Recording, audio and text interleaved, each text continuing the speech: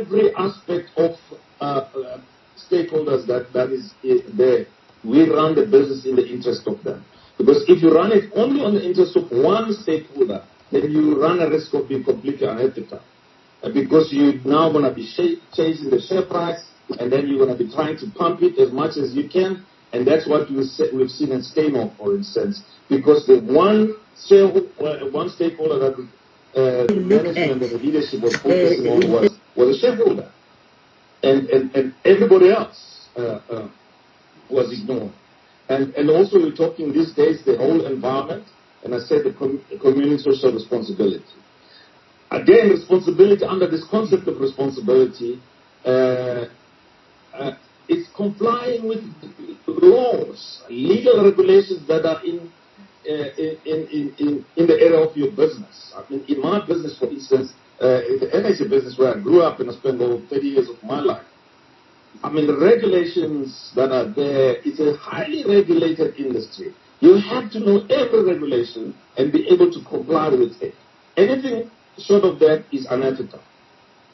And then obviously subscribe to the corporate governance, which is basically, we all know the corporate governance in terms of all the king 1, 2, 3, 4, 5. I don't want to get into details of that. So that's responsibility. You need to be very responsible when you're running a business. The second concept I want to talk about is honesty, and I want to call it honesty, just downright honesty, where you are taught, all of us who grew up in families, you were taught that you have to be honest.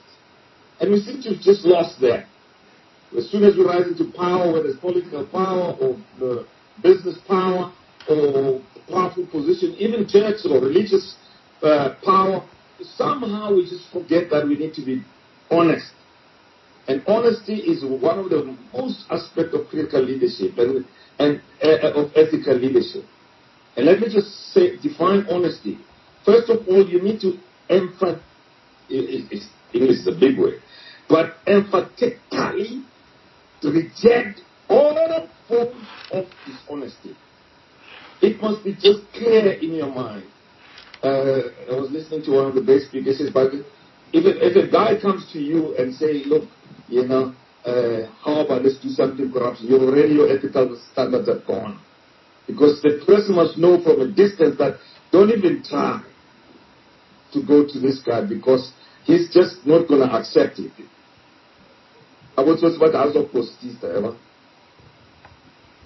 The second one, do not tolerate any form of dishonesty, such as bribery, which is ravaging our country right now, corruption, fraud, falsification, misrepresentation. I mean, misrepresentation happens so easy in our CVs and in inflating and being hyperbole about your achievements. That's unethical. An ethical leader is very clear and is very concise about everything that he does. So, another point in honesty, avoid conflict of interest. This is catching our politicians like you never believe. Just avoid conflict of interest. A lot of people would say we can deal with it. Okay, that's fine. You can deal with it. You can declare it, and you can do. You can make sure that you excuse yourself in a meeting when that decision has been made. You can avoid. You can do all sorts of things to manage conflict of interest. But remember, there's also a perception of conflict of interest, and the public opinion out there is saying great leaders in business and in government just they're conflicting themselves like you never believe. And I don't want to mention names here, but my dear God, I mean, I thought we're having new leaders in our political arena, young blood that was coming up and just caught by simple conflict of interest, and we've lost them now. And it's sad to see that. And the fourth point on honesty is again catching a lot of us who are in powerful position. Do not use your business position to obtain personal benefit. Do not use your position to obtain personal benefit. In that position where you are, you must only advocate the interest of the company or the organization or the government department or municipality where you are. Your personal interest, you cannot use the information that you've got there to say, hey, here's the tender next week. And this is the specification which we require. So please, hey, Zala, come, please this side. That's already misusing the position and information. Submit this tender because I know how the adjudication process is going to go. You can't. You just can't. That to me is downright dishonesty. So I said the first one is responsibility. The second one is honesty. The third one that I want to talk about is fairness. Let me just check. Are we still together? Yeah. Is the Mpho just indicate whether I'm you can still hear me? All good. And Majola is back as well. Okay.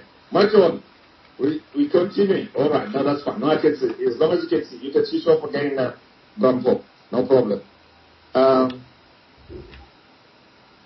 So, the third one is fairness. Fairness. Fairness, what do I mean by fairness?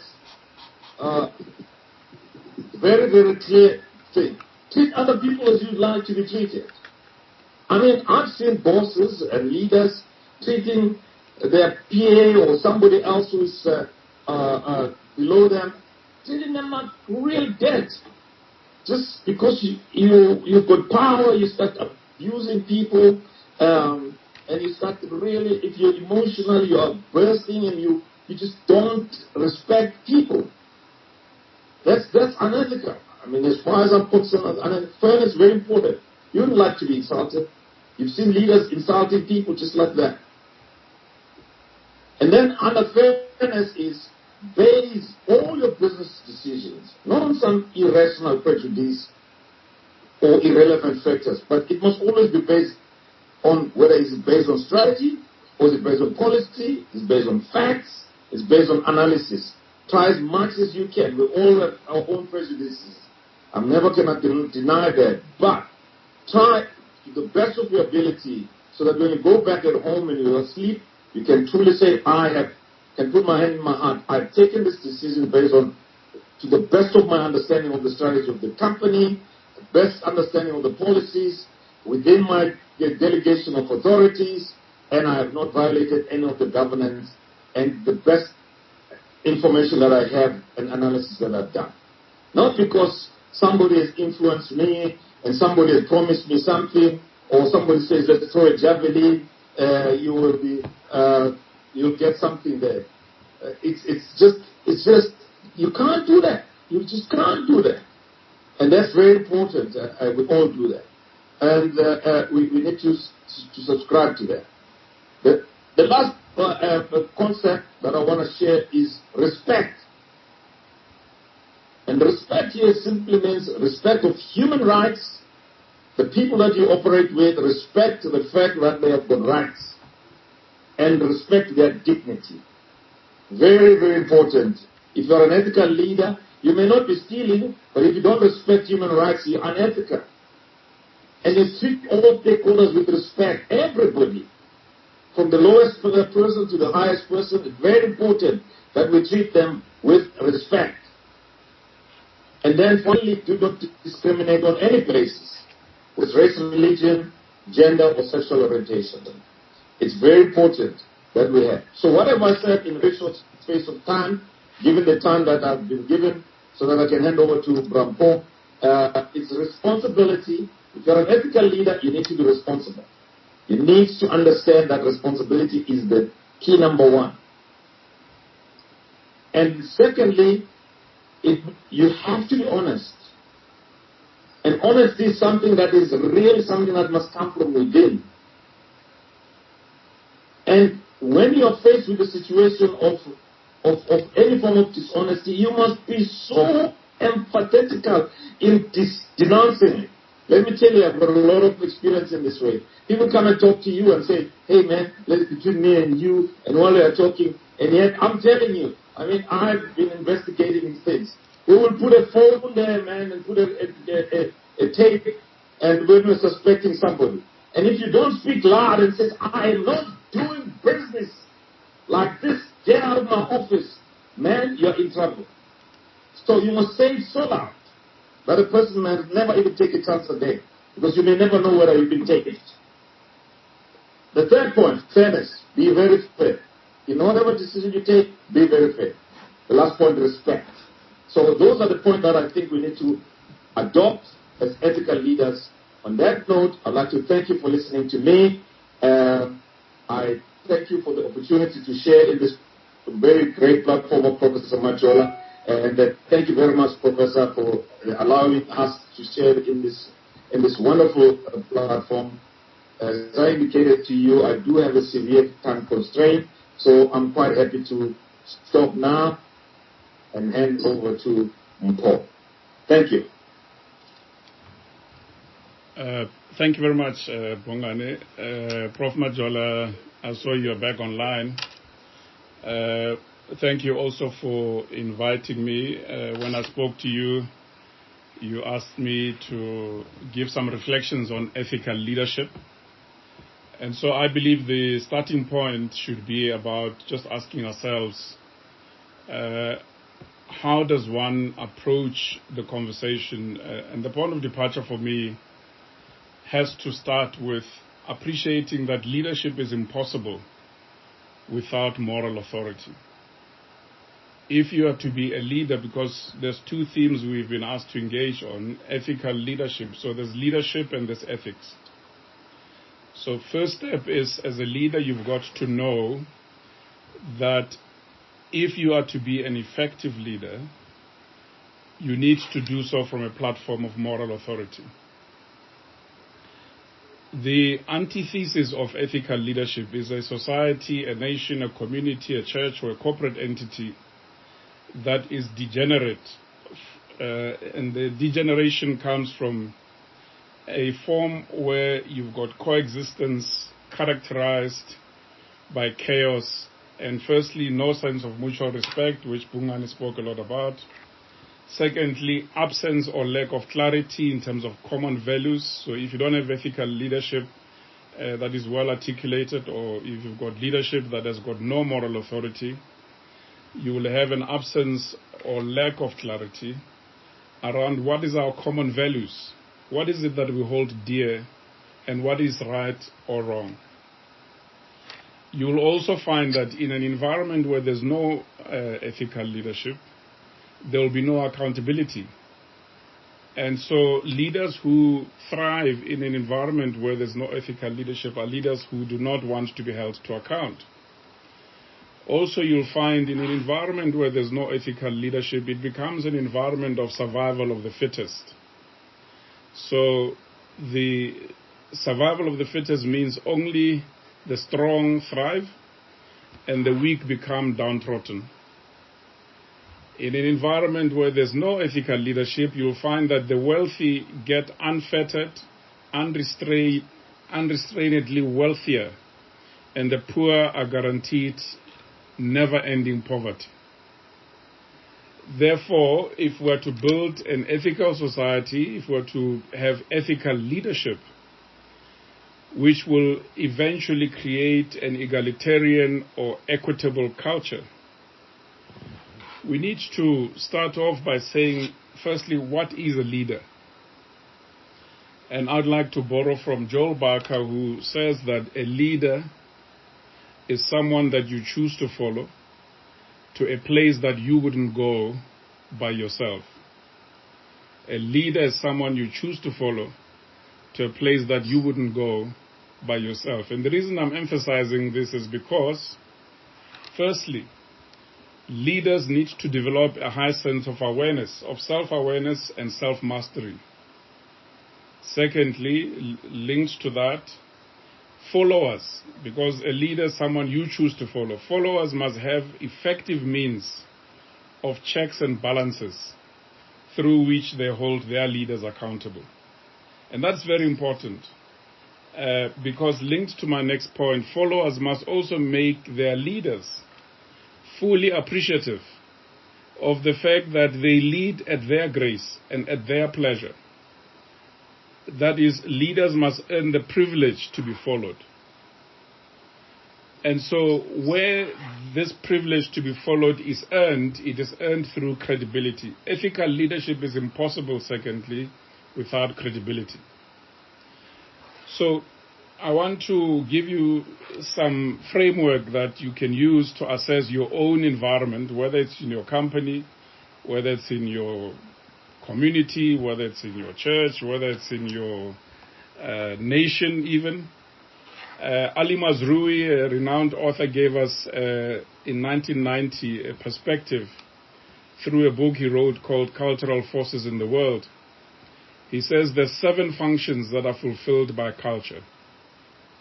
Firstly, culture gives us lenses of perception and cognition. So how I view you as a human being is a function of the culture that exists. And that culture often would have been cultivated by the leader or their leadership.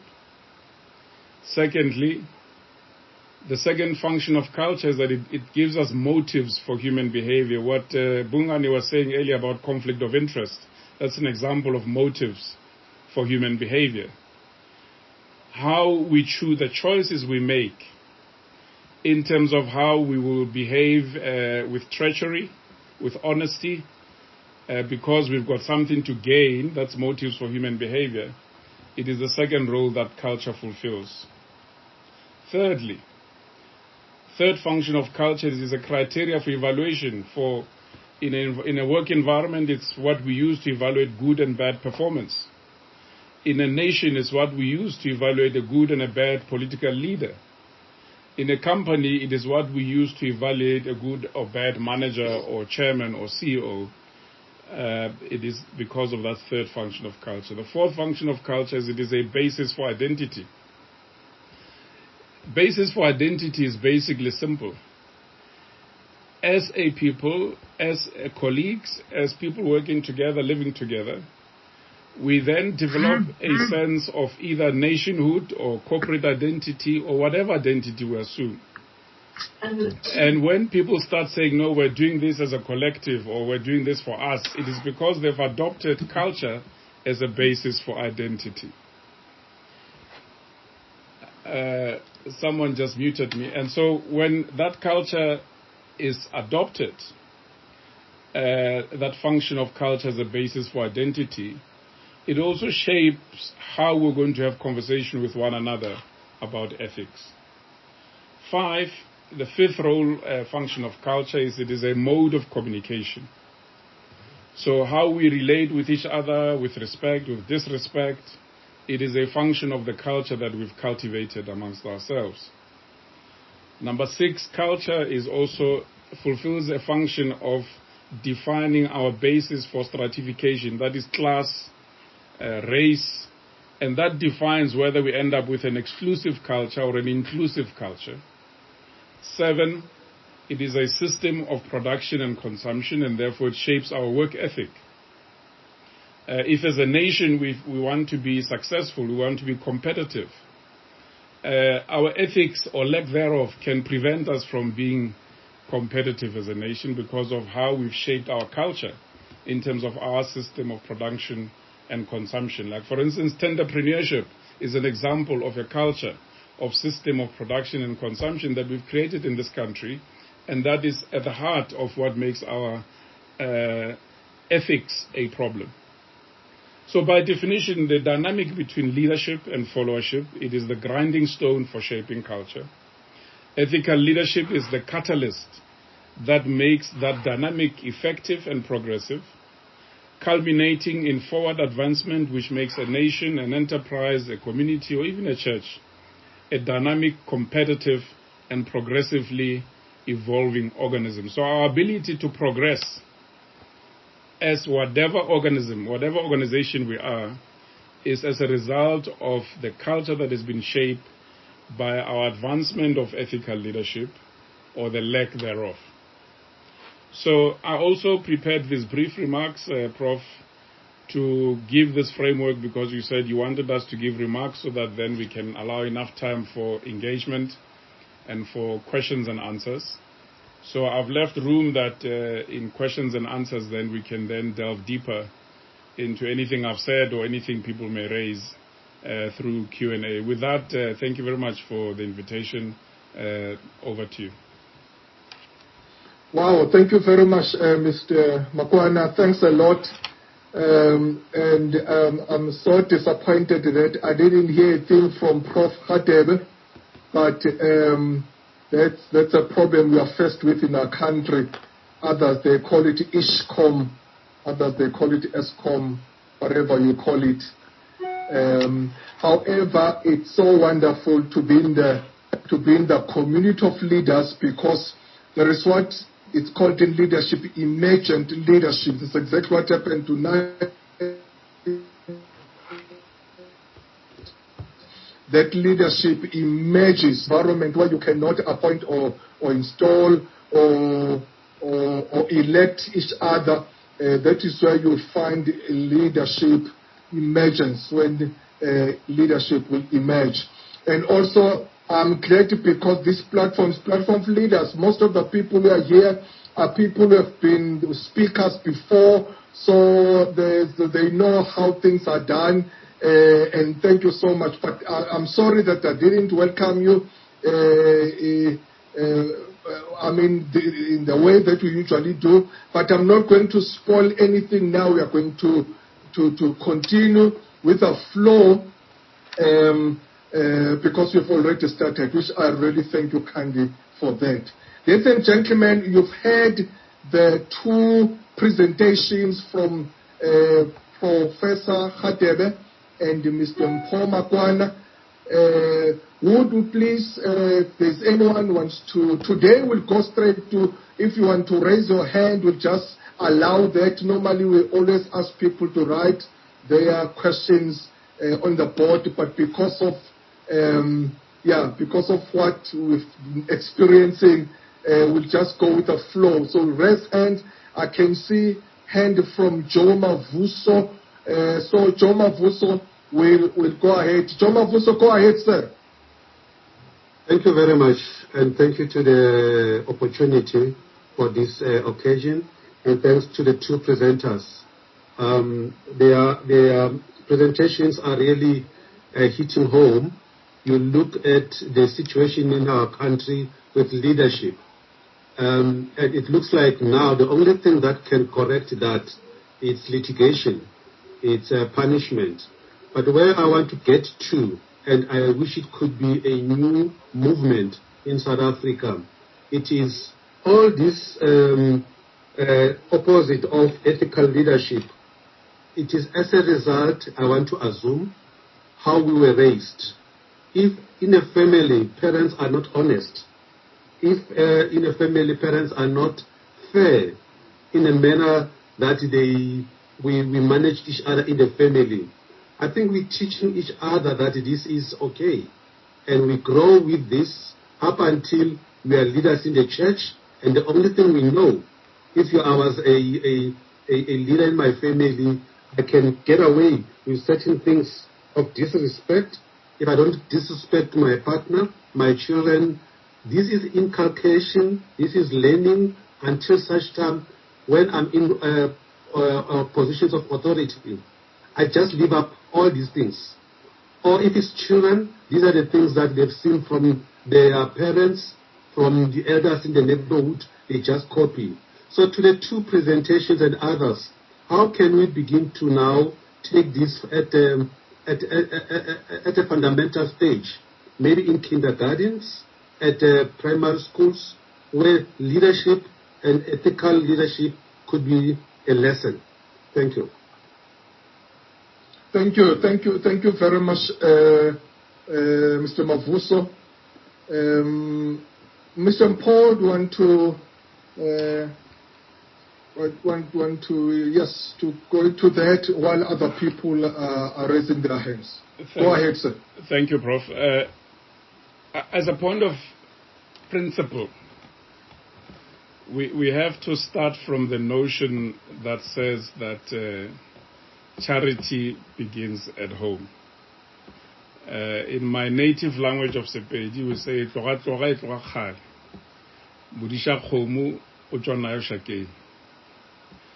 what I mean by this is that Firstly, seeing that majority of people here, it is a diverse group, but majority are African. We need to step back as Africans and acknowledge that we've been too much of copycats. And sadly, as we embrace democracy, we lost also. Someone told us somewhere, I don't know who, that by adopting democracy, it means we are no longer African. In any African household, there is a Rakhadi, there is a Malumi. Over and above the parents, there's always a Rakhadi, and these people historically in African society have had symbolically important roles as custodians of ethics in society. Because phonetically, Rakhadi means someone who scolds. She is a disciplinarian from the feminine side. Malume has two meanings.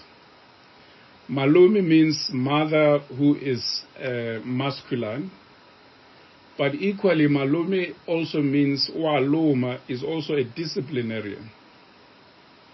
So we need to step back and say, if we look at the current elders in society, most of us here are already in that environment where we've got people who are calling us Rakhadi and Malumi.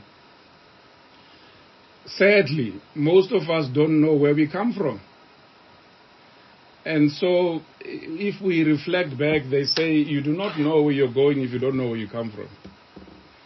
And so sadly, if we are so westernized that as Malumes and Rakhadis, we don't know what our role is in helping to contribute to bringing up ethical families which culminate in ethical communities and therefore ethical nations, we will have a problem. If you look at it in generational dynamics, you will tell me when to stop. If you look at it in generational dynamics, the current generation of people in our society who are in their between age 60 and 75, they're generally baby boomers. They are people who grew up largely in the 50s, so they are born after 1943, all up to 1959. Most of them grew up in the culture of Kofifi. In the Western culture, they grew up with the culture of Woodstock, Sophia Town. This was all about rebellion. If you look at countries like the United Kingdom, one of the reasons in schools in the United Kingdom that they are struggling to grapple with this issue we're dealing with on ethics is because you've got baby boomers who are now parents and grandparents who grew up rebelling. And now they must now enforce the very same traditions and value systems that they were rebelling to as hippies, as Kofifi people, and so forth. If you look at it in our own country, the people who are in power as our leaders in struggle come also from that culture. And so we need to step back and say, if we look at the emerging young adults who are from the Y generation, who in some instances are the worst in terms of the lost Africans, in terms of the lost, in terms of traditions, even if you look at it broadly. We need to be saying the few 80-something-year-olds and 90-something-year-olds that are left from the silent generation, we need to suck as much of heritage as we can from them. So that is the one part. The second part, in the broader space, I don't think we need litigation, as has been said. In the political space, I'm one of those proponents for a need for a proportional representation-based system, so a constituency-based democracy, where if I'm a leader from a constituency, it is my constituency that sends me to parliament, not the party. Because currently it is the party that determines who goes to parliament. So a party puts up a campaign. When they win elections, they determine who goes to parliament. We don't have control over that because of our current constitutional democracy. If you look at countries where there's high accountability, it is where people know that if my constituency is not happy, I'm going to get recalled. And there goes the blue lights, and there goes all the comforts. So accountability is very important. And so I know there are people like Bonang Mohale and others who have been championing a petition to have the Constitution reviewed so that we can embrace that sort of constitutional democracy. I would support such a move because I think that's what will give us accountability, because ethical leadership without accountability is impossible. Thank you. Thank you, Mr. Makwana. Thank you so much. I see a hand there from Mr. Andre Young. Hey, Mr. Young, how are you? Good to see you, sir. Go ahead. Wow, Prof. Mazwe, Majola, it's good to be here. Mpho, thank you for your inspirational words. I wanted to ask a question to both speakers today, specifically around the word discipline. Because we're talking about ethical leadership, and if we go to the roots of the meaning of the word ethical, it's quoted as relating to moral principles or branch of knowledge dealing with this ethics, these moral principles. And the meaning of the word disciple discipline comes from the word disciple, meaning in the tutorage of another. And since Mpho was talking about Rahadi and Malume, I wanted them to just quickly bring in this aspect of discipline. And my question is, what do you think are the roots of discipline in the society we live in today, specifically South Africa? And how do we bring back the disciplines of leadership that were in African culture for millennia? And I'll leave it there. Thank you, sir. Thank you very much. Mr. Makwana, I don't see Prof. Radebe at the moment. Probably when he's reconnected, we'll also engage him. But the platform is yours, Mr. Makwana. we know that that we are happy to have you. I mean, we really want to get your wisdom. It's your night tonight. I thought that being the only mister among two professors, I was going to the least work. But to Andre's point, and thank you for your kind compliments, my sense is that when we talk about discipline, that's why I said that we must also ask ourselves, how do we define a leader? Because it is true that if a leader is someone you choose to follow, it means that there's a disciplinarian and a disciples. So hence I said in my remarks that it's about also earning the right to be followed, earning the right to have disciples, in other words, in Andre's point. But Andre, there's a coin here. One side of the coin is discipline. The other side of the coin is consequences. We can't enforce discipline when there's no consequences.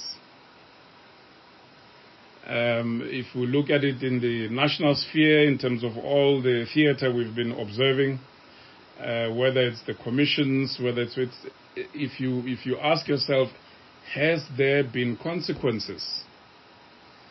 Because consequences is what ensures that, as you rightfully point out, and I think earlier on it was also indicated by the previous comment, the English have an expression, they say, monkey see, monkey do.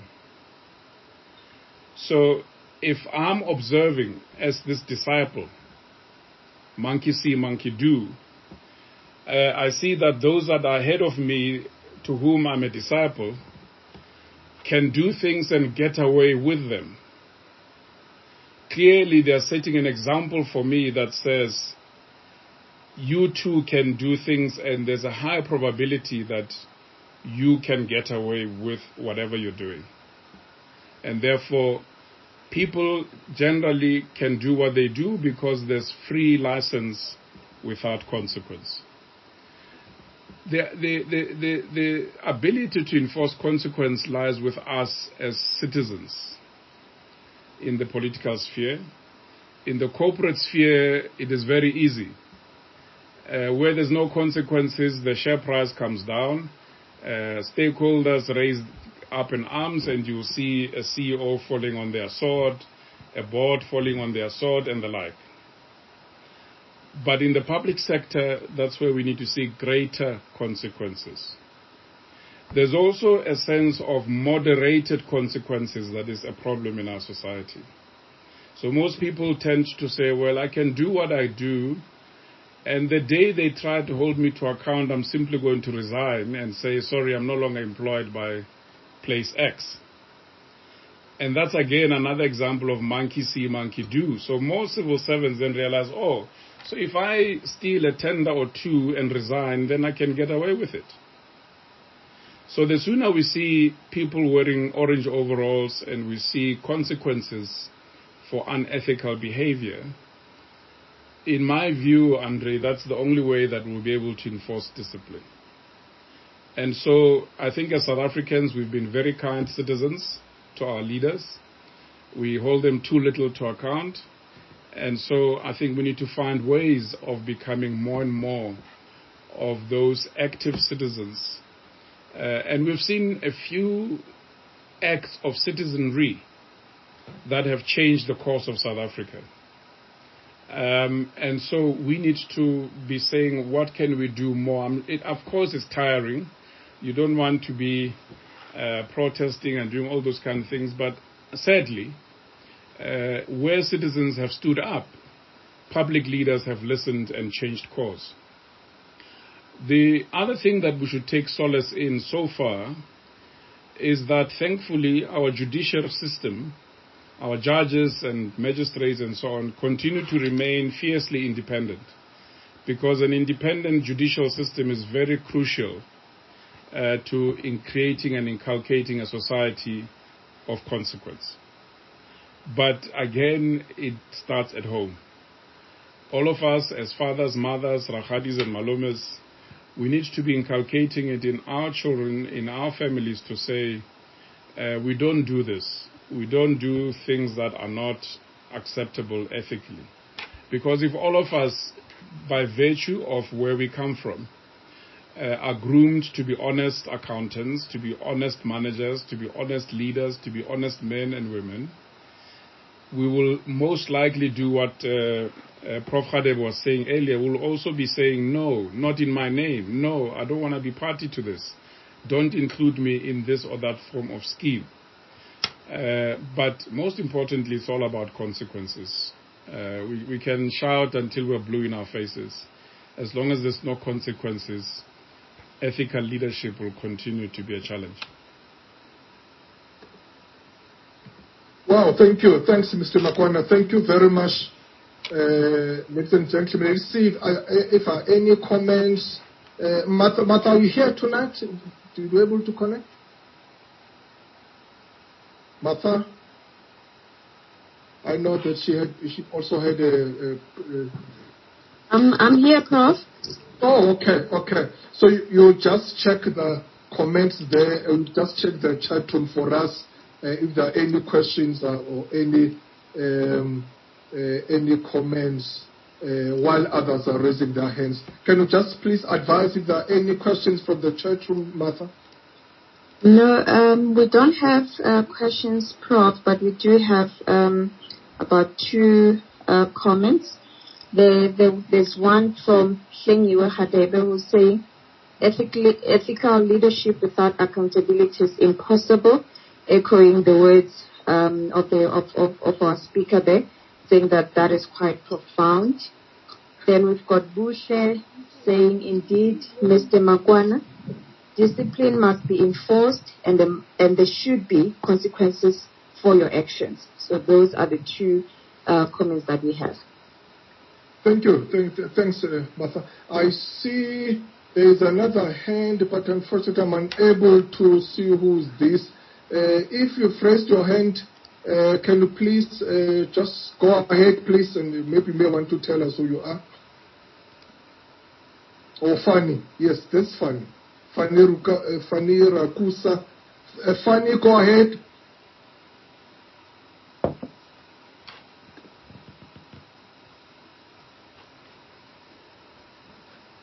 Okay, while Fanny is still trying to get in. There was last week. There was a question that was, Dr. Makwana has got his hand on. But before I take Dr. Sibanda, there was a question last week that was asked by Professor Twala. Unfortunately, that question was not thoroughly responded to because of time constraint. And he raised a question of legality and ethics, whether if something is legal and something is ethical, can it be legal? If something is legal, can it be ethical? So I'd like, Paul, you can take that, but Dr. Makwana was a speaker last week. Maybe you can also look into that, Mr. Makwana, or that Dr. Sibanda, that question. I don't know if Prof. Mjoli is here, who was our speaker last week as well. But let's hear you, Dr. Sibanda. Over to you, sir. Yeah, thank you very much, Prof. Majola. You should call me McLean. You have my permission on that one. So I actually like a perspective by Mpho Makwana, and thank you very much for those remarks, and also Maurice Radebe for the great remarks. But I like the perspective that, and I hadn't really thought about it. The one that you bring in around the baby boomers and this generation of rebellion or rebellers.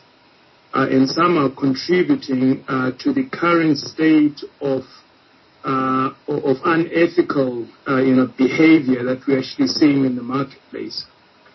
I'll be quite interested in actually, perhaps getting a perspective as to whether you see that changing with the current generation.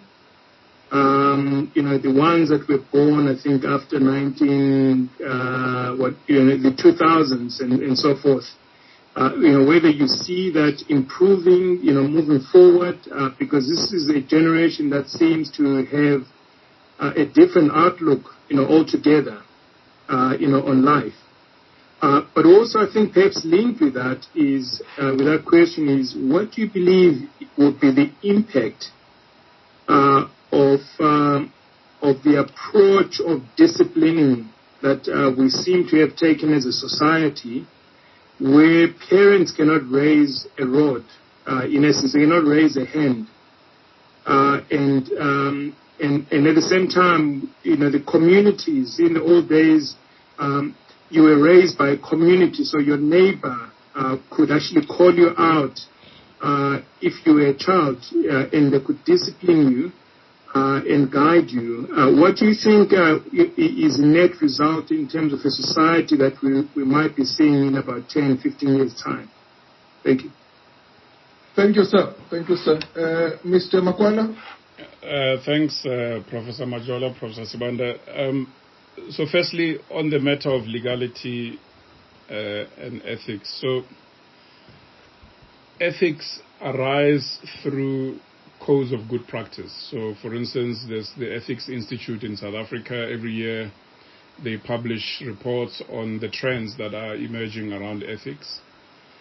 If you look at the King Code of Good Practice, in it there's examples of good ethics of governance, but nobody can take you to court based on Section X of the King Code or Section X of the Ethics Institute guidelines. But someone can take you to court based on what a law of a particular permeation says you can and cannot do. So ethics, if you like, is something you live that speaks to your inner voice and your conscience that says what is right and wrong. Legality is in the realm of compliance. Of if you do this, you will be fined, or if you do this, you will go to jail. So they coexist. But in business, we normally say, when we talk about governance, at least in boards where I spend most of my time, we always start by saying, what is the right thing to do? And secondly, you say, what is in the best interest of this community called a company that we are serving? So if you start from that point of view, it is about what is it that informs us to make the right choices. That is what ethics does. The law is then in the realm of compliance, so I'll leave that one there. Let me come back then to the question by Prof. Sibande. I think all of us who are leaders of whatever we lead, whether you're a managing director, whether you're even as a head of a household, you're a leader, I think we must invest time in understanding generational dynamics. It's very important. So if you look at, let's look at generational dynamics, and I'll be brief, from a South African perspective. Those of, in my case, my grandparents who were born in the 1900s, 1912 in one family, 1917 in another family, they grew up in a generation that globally is referred to as the GI generation. So in the Western environment, and in fact in South Africa until 1961, they would all have at some point have either almost got conscripted or not to participate in the Second World War. And so their peers that shaped the society, back to that point about disciples and followership. The institutions that shaped this discussion was the church, the employers, whether you worked on a farm, whether you worked in whatever, there was a patriarchal system driven by the church that told them what was right or wrong. And then if they were traditional, there was also systems like the initiation schools, where both men and women went to the mountain to be taught what it was like to be a man or a woman. And so traditions were perpetuated. And so in a rural sphere, the consequences would have been that if you went out of bounds, including in your own household, if you ill-treated your spouse, you knew that you would be called in Setswana, so you would be called to the royal courthouse. There would be a correction system that would be applied to get you back in line. And therefore, that generation tended themselves to be disciplinarian. So people that grew up under them are the generation born then between 1925 and 1942 or 1930, 1942, depending on which model you use. And those are called the silent generation. And so today, people born between 1929, 30, and 1943, they would be in their 80s, most of them, some of them in their 90s. They would have people that grew up with discipline, the kind of discipline that Prof. Sibanda is talking about. And so the modeling of human behavior, that's where they then tried to apply this notion of you being raised by a nation, only to find that their own siblings and later their own children born between 1943 and 1959 were exposed to new educational environments, were exposed to different political climates, and these are the people that became the 1976 generation, the baby boomers, who then, in their rebellion against Afrikaans, and later they gave us this gift of saying young people can change the world. And so if you go to the US, you'll find them, they're also called the hippie environment. They were in Woodstock. So prominent figures would be your Bill Clintons, your Hillary Clintons, to name a few. They grew up knowing that through mobilization, through the power of groups, they can change the world. And unfortunately, as they did, they forgot to step back and say, what is it that we need to preserve?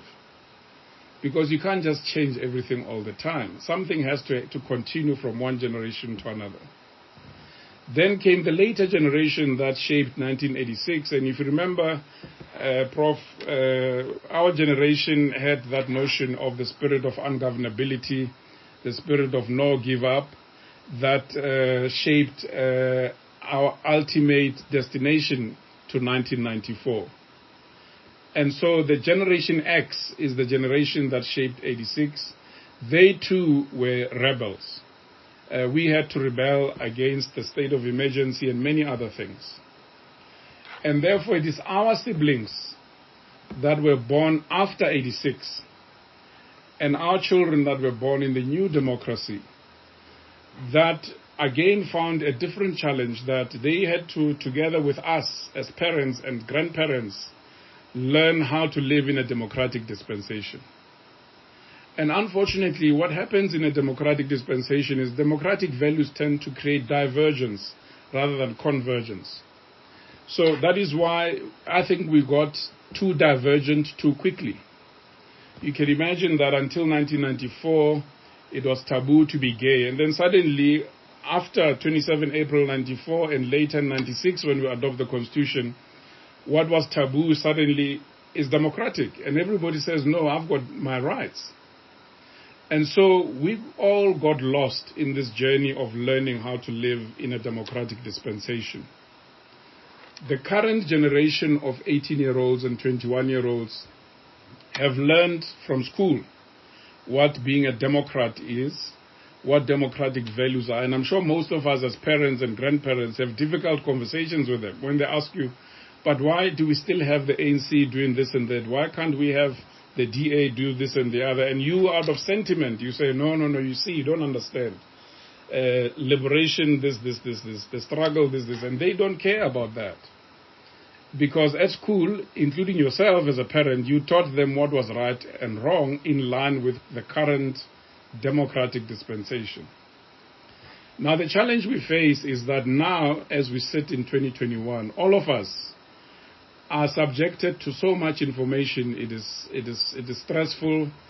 It is also frustrating. There's fake news. There's all manner of information that is also changing again. So it seems we just haven't had anything to hold on to since 1976, if I limit myself to South Africa. If I even go back, since Kofifi in the 50s and Sophia Town, we've just had nothing to hold on to, except the fashions and modes that came with the jazz culture and all those things that came with Kofifi and the struggle. So I think we need to have more of these dialogues about what it means to be a nation, what nationhood means for South Africa, because there's just so many things that are thrown at us by the 21st century, by the Constitution, by evolution, given where we are in the information age, that unless you've had the benefit of that value system that you got in the crawl in terms of or charity begins at home, you will find yourself lost at sea, because simply you don't have anything to hold on to. And that is why we're seeing now there's an appearing re-emergence of African spirituality, traditional healership and so on. It's because all of us are probably on a search, on a quest to say, who am I? What do I have to transfer to the next generation? Because maybe the Rakhadis and Malumes didn't impart enough. So I can claim to have had the benefit of good role models from my Rakhadis and my Malumes. I was lucky, perhaps, together with cousins and siblings. We all have to step back and say, how do I become a good Malume and a good Rakhadi to those who look to me to fulfill that role in their lives? Because that's our duty now. And so the little bit that we know, we must try and impart. That which we don't know, we must then say, how can I learn from my mother, father, grandfather, granduncle,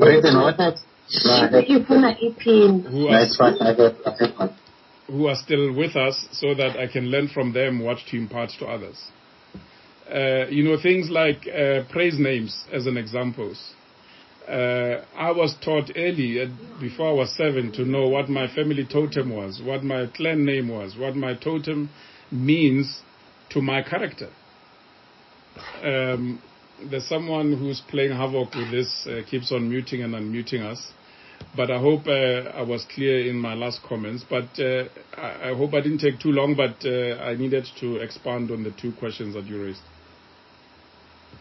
Thank you, sir. Thank you. No. That was very helpful. That was very helpful. That's why we brought you here tonight, to learn so much from you, and we are getting exactly what we invited you to do. So thank you so much for empowering us. Any other thoughts, ladies and gentlemen, questions? I know that Martha is struggling with connectivity.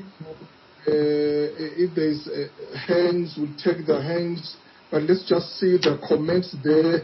I see the two hands before we go to the comments, before we go to the chat room. Let's see the hands. Musa, can you go ahead, Musa? Who else is here? I think I saw Musa. Musa, go ahead. Majola, thank you very much. Thank you, Prof. I think there's too many Musa. Sorry.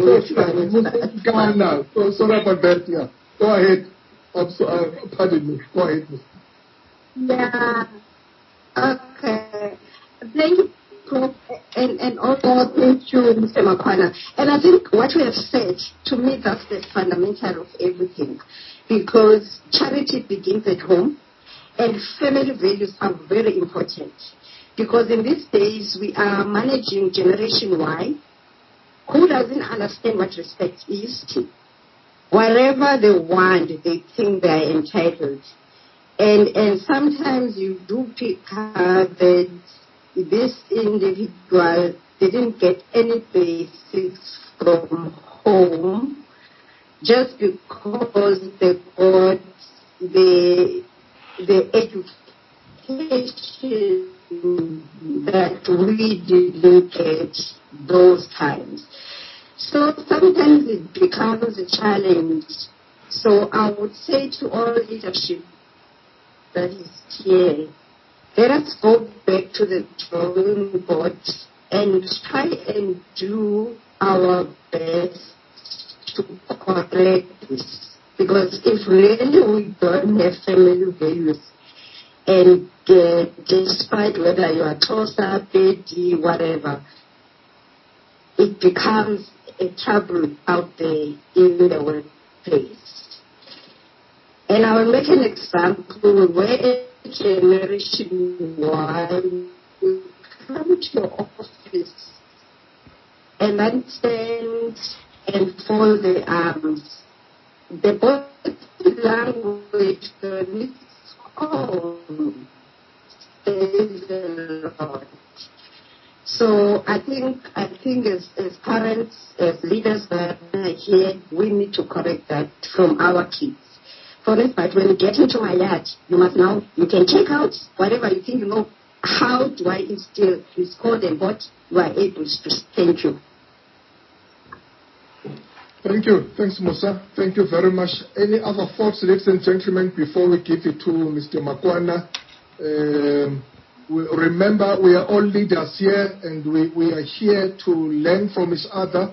We sharpen each other, and we empower each other. So this is a very safe place. Whatever you say, we'll understand as leaders, because we are here to equip each other. We are talking about ethical leadership, and our two speakers have really presented very well. And I know that we are joining, others are joining late because of connectivity. Others are left, others are coming back. But even I can see that Fanny is back. Fanny Rakusara. Fanny, go ahead. Thank you, Prof, and thank you to Mpho Makwana. Profound contribution indeed. Mpho Makwana, I have a question here. One of the things that we seem to struggle with is the legitimacy of leadership in our country. Why am I asking that, Mpho Makwana? In that there seems to be an over-reliance on the state, and on the other hand, there seems to be an over-reliance on political figures or political head. And my question then becomes, is the leadership that we have in place legitimate. Well, fine, yes, it is legitimate in as far as, the electoral processes are concerned. But is it morally legitimate? Thank you, Prof. I will leave it to Mpho Makwana. Yeah, there's a thing to be a speaker, Mpho Makwana. Thanks, Prof. So go ahead. Sometimes it's nice not to be an analyst and just to be a speaker, because let me go back to one of the themes I touched upon earlier about the dynamics that shaped us cross-generationally as we moved from, I'll start from 94, but we can also start from 1990 with the unbanning. Maybe let me start from 1990.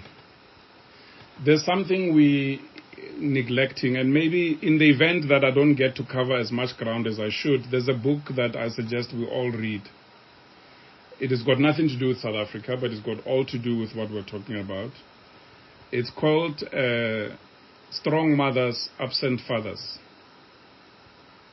It was written by a gentleman who's a clinical psychologist who was coaching a number of Fortune 500 CEOs in the US, looking at this baby boomer dynamic that I was talking about earlier, and made the point that, which I'm going to make now, if you look at our grandparents, as I referred to the silent generation, people born between 1900. So let me just say Madiba's generation, to make it easy so that you've got an image in your minds.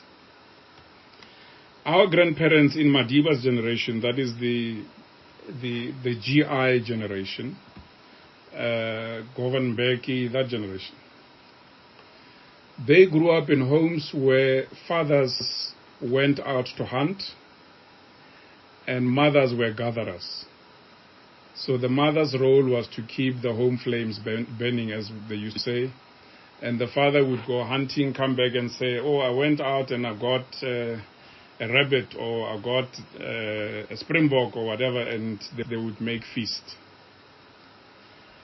So in that environment, the father was a hunter, the mother was a gatherer, but they were both present at any given time. And then there were all these other community systems of initiation and so on. Now, let's go to our case starting at 1990. 1990 is the unbanning. That is the first stage that laid the foundation for our freedom. It found at that time that the father and the mother lived in urban areas and the children were left with grandparents. You often hear the Communist Party singing the song, my mother was a kitchen girl, my father was a garden boy, that's why I'm a communist. But actually, we should also be saying that's why I'm a rebel, because we didn't have the benefit of both presents being present every day at home. They went to the urban to go and do what they need to do, and they only came home at month end. And so someone filled the gap in the form of a grandparent looking after the children. Those baby boomers that got that benefit had the benefit of receiving storytelling from grandparents in their youth development. But they lost the benefit of tough disciplinarians, because grandparents, we know, even those of you who are grandparents, spoil their children. They spare the rod and spoil the child. Now, in 1990, the working people at that time, so those that were already in their 40s, who happened to be the people that were negotiating our dispensation with a few 70-year-olds, they were already at a stage where they had limited choice in terms of where they could live and so on. So they were, if they were in the township, they stayed in the township.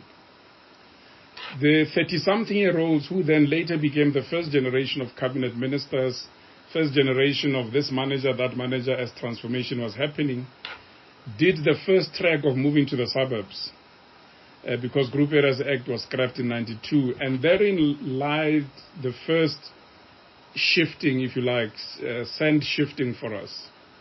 Because then they went to the Model C schools, they had to learn different ways of parenting, which was different to when they lived in Diepkloof Extension under the 99-year leasehold and so forth.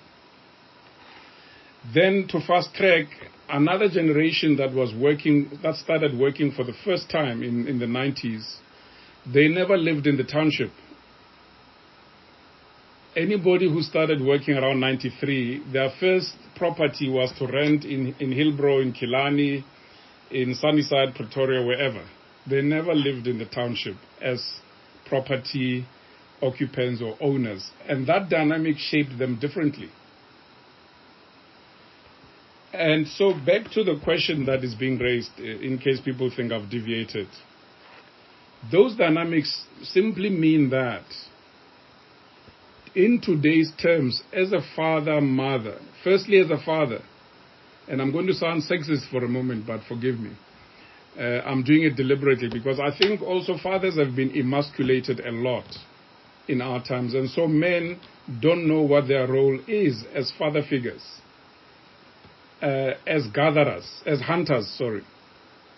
But the dilemma we face is that since 1990, all over the world, the average child has had both parents leaving home to go and work, and in the evening when they come home, they bring the stress of work, and they seldom have little time to spend with their children.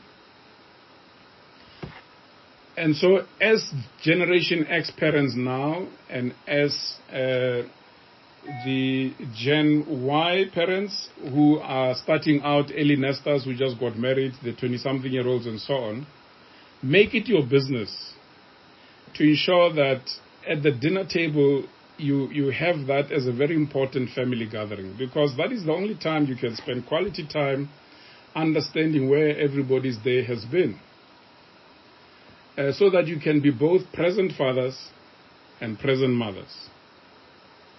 That's very key. And if you look at other societies that seem to be advancing stronger, better than us as Africans, is because that is where we have got it wrong as Africans. We don't spend that quality time usefully. And so it's very important to have that ritual of dinner at the table and have that family interaction. But also it is important that where you see that you're struggling with that balance, maybe you should then also agree that there will be a day a week where you focus on each other and no television and whatever. I mean, let's not even talk about TikTok and the WhatsApp and the cellular phone distraction that we're all having to contend with today. So it is also eroding into our ability to be present.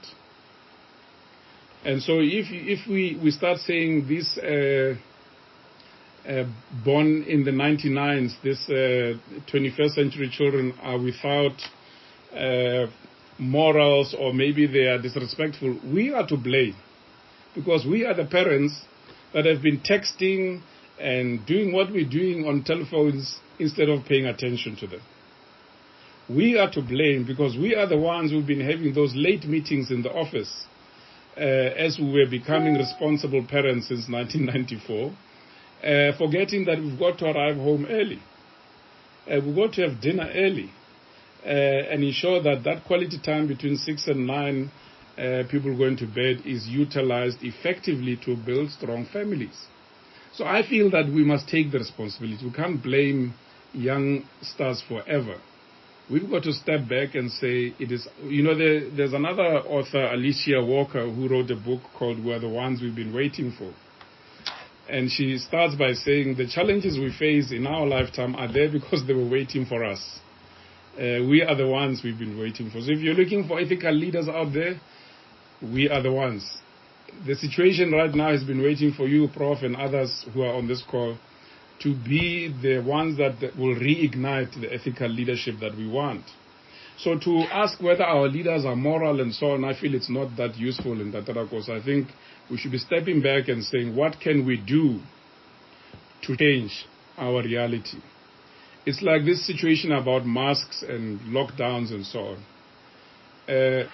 We are very good at blaming the president for locking down the country, but it is your duty to wear a mask. It is your duty to protect your health. It is your duty to abscond from drinking alcohol, but instead we're blaming, we're pointing elsewhere except at ourselves. So personal accountability is very important if we want to shape a different reality for our nation, for the companies we lead, and for the societies. I know, Prof, you're also a pastor for the churches and so forth. We must start by saying, what can I do? Rather than, why are they doing this? You know, I grew up in a spiritual community as well, and when I was a youngster, even at high school, we used to have something called SCM, which people tease the president about. He also grew up in the SCM, Student Christian Movement. We used to sing a song, they used to say, why don't you brighten the corner where you are? And when I look back to those moments when I used to sing that song as a child, saying, why don't you brighten the corner where you are? Actually, it applies to us. So you should step back and say, in my sphere of influence, whatever influence you have, you might think it's small. Brighten the corner right there with the right ethical leadership, with the right parenting, with the right uncleship, with the right auntieship, and the right grandparenting. And that corner will brighten as you brighten. You know, they say in society, if you influence 10 people correctly, they will influence 10 others, and 10 others. Before you know it, on a scale of 1 to 100, you've brightened a big corner. Thanks, Prof. Wow, thank you. Powerful, powerful. I see Takane raised hand, but I've seen a very good comments there in the chat room, and I would like these leaders to assist us, because I see very interesting things they are raising there in the chat rooms. After Takane, I'll ask Franz Baleni. I think there's something that he has been saying there, and the people have been very interested. Franz Baleni, and then Nolutando Kosach has been saying things there. Sam Tima. So those colleagues, please, if you can get ready to please, would like to hear. We are here as leaders. We empower each other. We develop each other, and we always say, please don't go away with any point you'd like to make, because just that point is the one that will make us. And if you don't raise it, and then we might lose it. So I've seen, as I'm saying, Franz Baleni, Nolutando Kosa, Sam Tima, Hanima Mabula, and I think Prof Costa as well. Those leaders will just give us whether comments or things that they've been talking about today in the chat room. I'm very sorry. Unfortunately, I'm using my moderating obligation or privilege here. Sorry about that. But let's start with the hands from Tahani. Tahani, go ahead, please. Thank you very much, Prof. My name is Takani Makuba. I thank you for the opportunity to participate. I understand fairly well that the topic is talking about ethical leadership. I just want to ask in terms of where there are those leaders, Prof, that find themselves having been entangled in unethical leadership. They've been entangled in unethical leadership for a very long time, to an extent that now it now becomes an ordinary way of life for them. But they want out of that. They are so entangled, they cannot escape. They find themselves there, and then it's like a permanent life. They are like in prison. How can those people get help to rehabilitate themselves, free themselves, and then so that they can move and transit from being unethical leaders to ethical leadership? Thank you. Thank you. Thank you, Mr. Tahani. Thank you very much. Mr. Makwana, let me just allow these colleagues so that maybe you just to have time to brief. and then we can take their comments and their question, and then we'll come to you. Mr. Franz Baleni, how are you? Go ahead, sir. Good evening, Prof.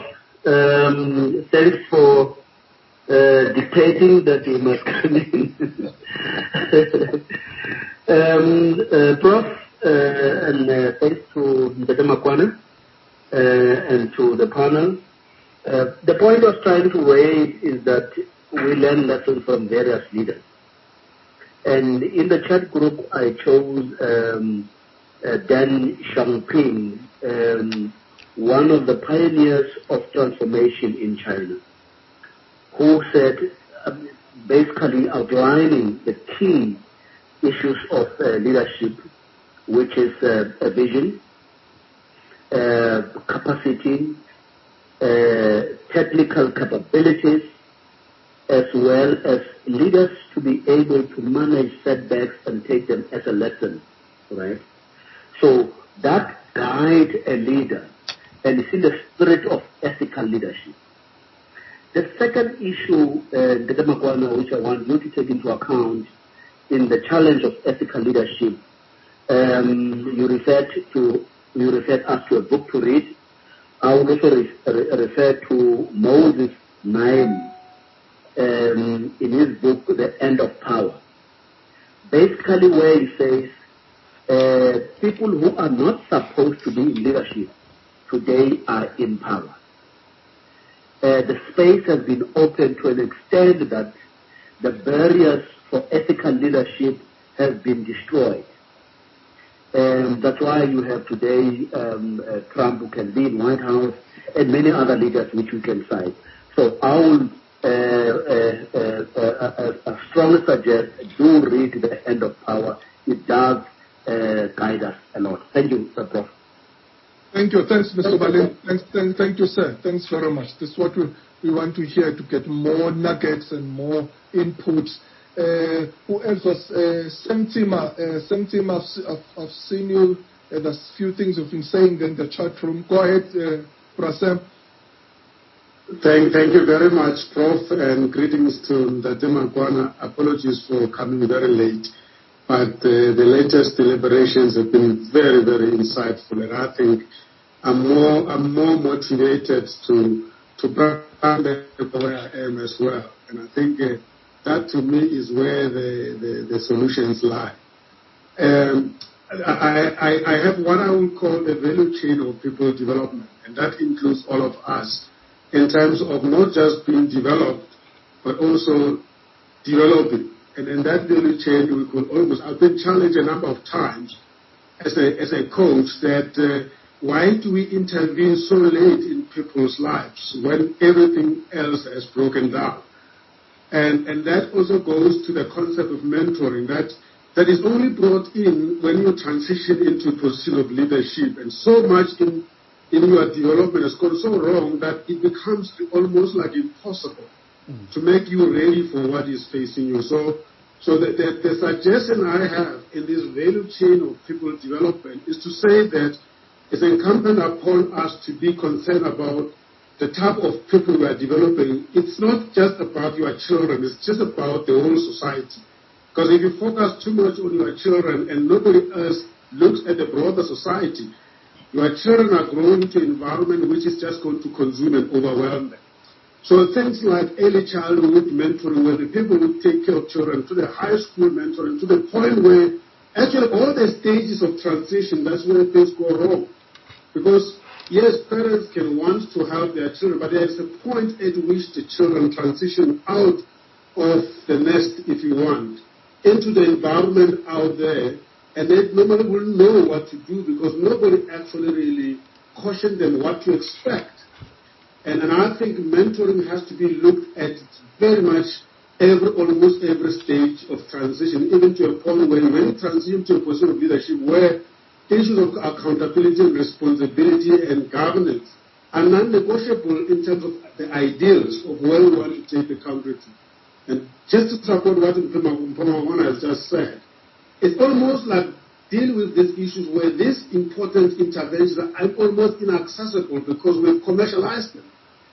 And that is also a problem. So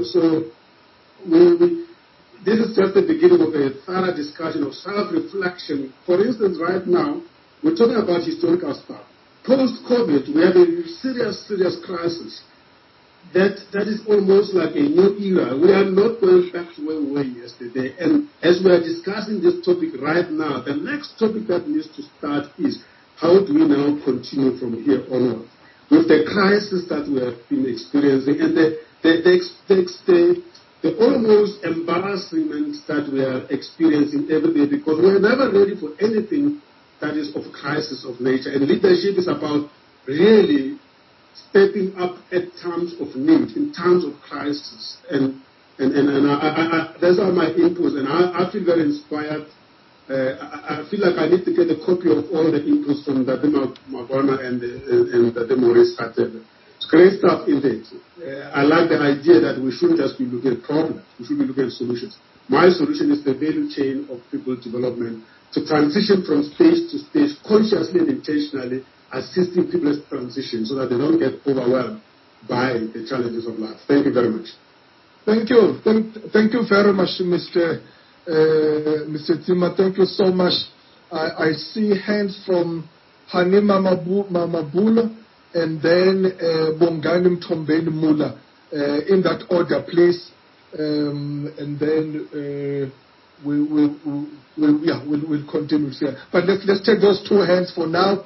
Hani, and then we'll follow by Bongani. Go ahead.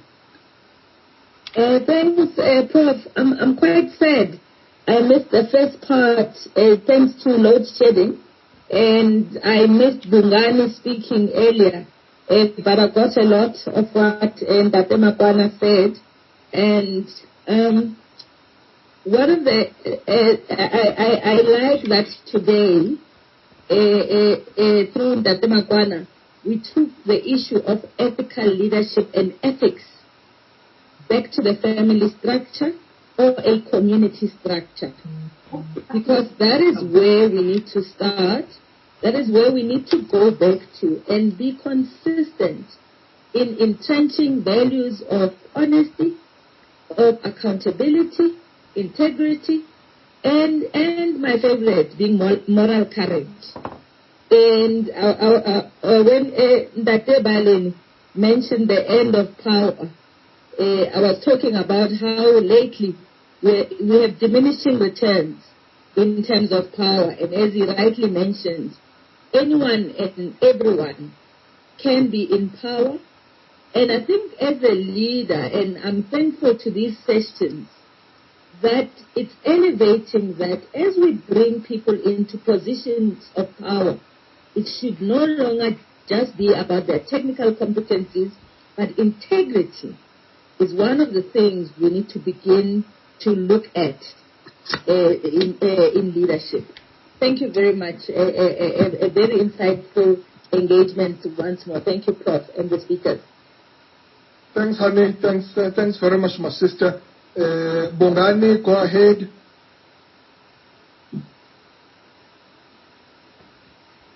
I had a comment. Pretty much, for me, ethical leadership goes hand in hand with authenticity and authentic leadership. And yes, we do need to be leaders that are mindful, that spend time with our kids, that entrench the values of integrity and honesty, and it certainly starts at home. And just investing time in the generations that we are currently raising. We're also seeing it in the corporate environment, particularly organizations that have got a global footprint, but also local ones, where there is the insistence of anti-bribery and corruption policies. Now globally there's the modern slavery policies, etc. No gifts policies that are becoming prominent in organizations, just to try and curb that wave of unethical practices that we're seeing, and corruption that we're seeing. So to almost aid the government and aid and almost mitigate these practices that are inherent and that are crippling our societies.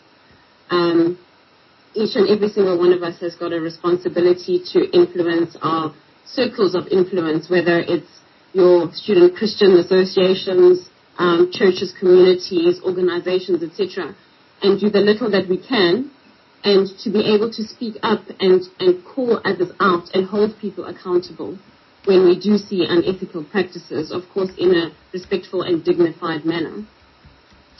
How do you recommend that the leadership turnaround time is increased? Because in order for us to be the change that we want to see in organizations that are perhaps practicing unethical behavior in government, etc., I'm certainly finding that the leadership turnaround time is quite slow. So how do you suggest that we increase that so that we can have ethical leaders that are authentic and that are entrenched in these organizations and that insist on absolutely zero tolerance to unethical behavior? Thanks. Oh, thanks, Bongani. Thank you very much. We will give you Paul to respond shortly. Let me take Ololutando is struggling with a connection. Or another person was Prof Costa. Prof Costa, are you still there?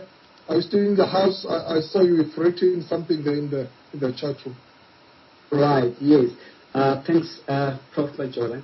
Mine was just a comment based on what Mpho Makwana said with regard to development of ethical families that lead to ethical communities.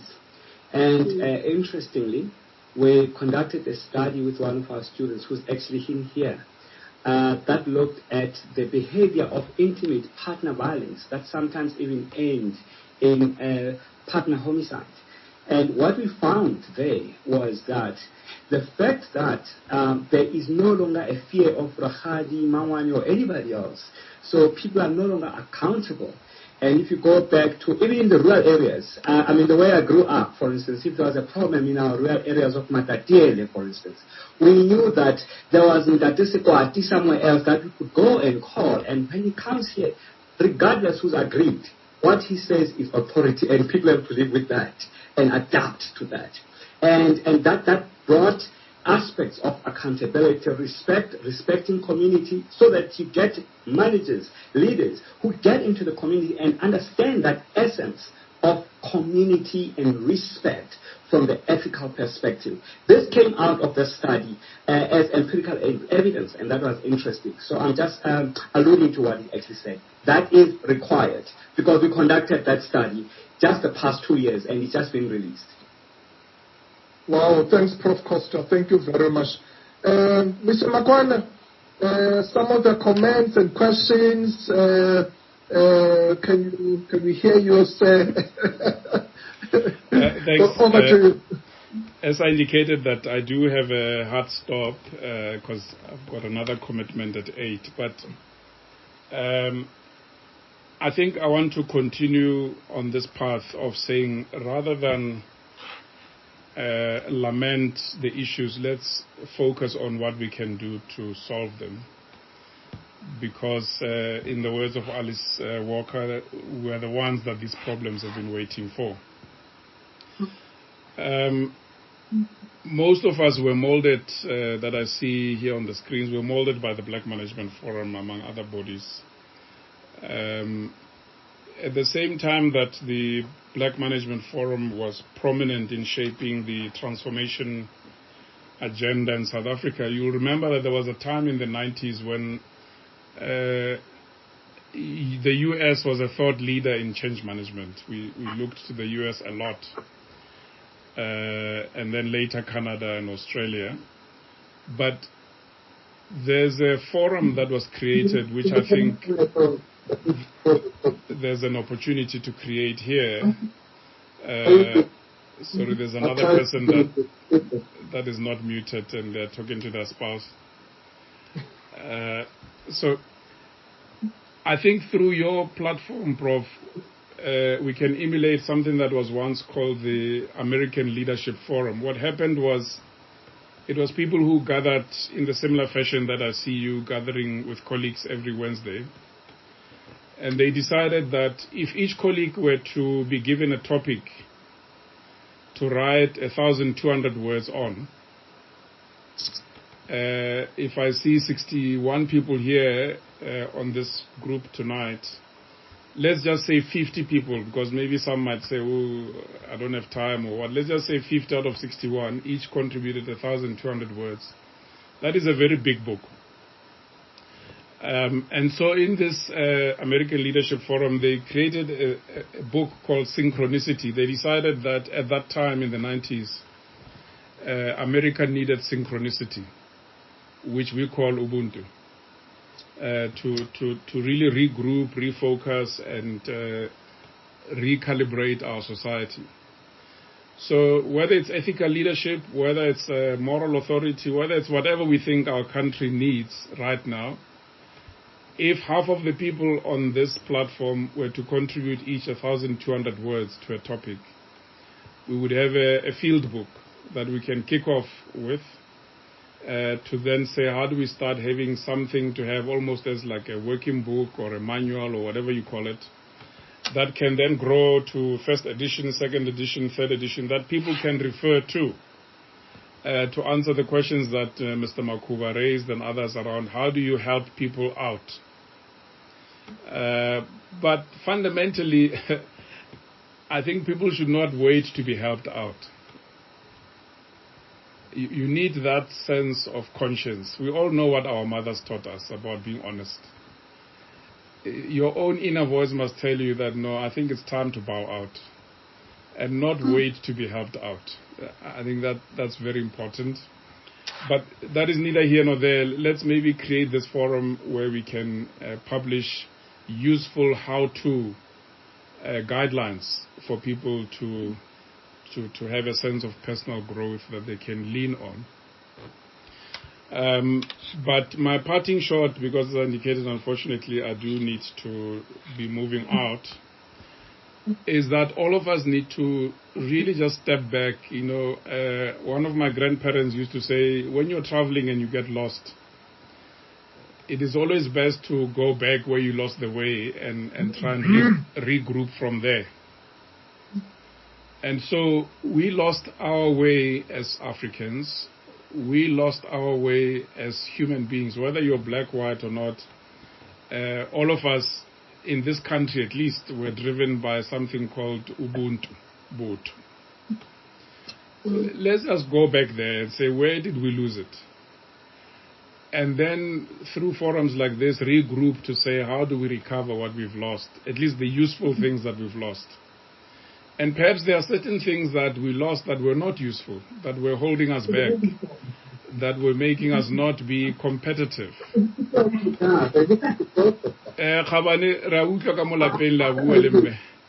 You're not on mute. Mr. Mlapo, we can hear you. So the key thing here is that we need to then say, what have we lost? What is recoverable? But then let's do what I liked with what Dr. Costa said. Let's start as academics, because I see a few professors here.